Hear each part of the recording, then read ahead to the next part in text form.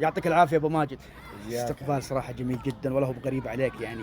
كان اليوم صراحه مواهب جميله جدا والله يا ابو ماجد. يعطيك العافية. والله شوف، احنا نحب الكورة، واحنا كان هدفنا بالنسبة اكلمك عن اكاديميات ابو ماجد.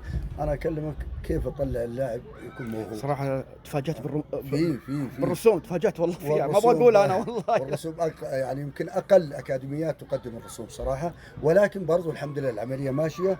الاندية كلهم سواسية عندنا، اي لاعب موهوب يروح لنادي نكافئه برضه. يمكن اخر لاعب قبل الاسبوع اللي فات حارس مرمى مميز وراح لابها. ما شاء الله. الصراحة ولا خذينا منه ريال، بالعكس كافأنا. يعني فاتح انت مع ضمك نعم نعم، ابها. مع الجميع، لا أندية الجنوب.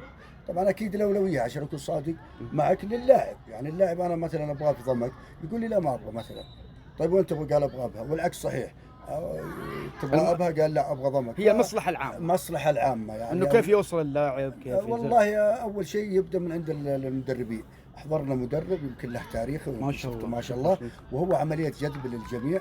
والله يكتب اللي فيه الخير إن شاء الله، وثق تمام الثقة ان تشريفك لنا اليوم من الشرقية والله جاي يا ابو عيوني. ماجد والله يا أبو صراحه، يوسف. والله يا ابو ماجد انا شفت شيء ابهرني والله، الله حاجه يعني يجزاك. مواهب ما شاء الله. الحمد والشيء اللي انت ما شاء الله عليك في تنظيم البطولات. لله. هل لا يعني او الاكاديميات، هل انت تشوف في تقصير رجال المنطقه مثلا، رجال الاعمال المنطقه؟ والله شوف، رجال الاعمال انا اقول لك بيدعمك، بس وش تقدم له؟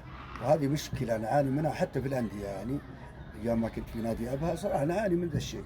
لكن نقول من قدم شيء بيض الله وجهه. احنا عندنا اولياء الامور في الاكاديميات ما يقصرون يعني. ما يقصروا. 13 ولي امر بيض الله وجهه. يعني انه شايف ايش قاعد يا سلام عليك. الشيء الثاني مفاجاه ان شاء الله حصريه لك الله. خلال اليومين القادمين ان شاء الله. ان شاء الله عندنا شراكه ما شاء الله. يعني يمكن بيتحدث عنها الكثير. ما شاء الله. لأول مرة على مستوى الأكاديميات إن شاء ما الله. شاء الله. لا هذه اكيد بنكون ان شاء الله بإذن الله. حاضرين فيها باذن الله. بإذن الله. يعطيك العافيه يا ابو ماجد إياك حبيبي، حبيبي. شكرا شكرا. الله يجزاك خير.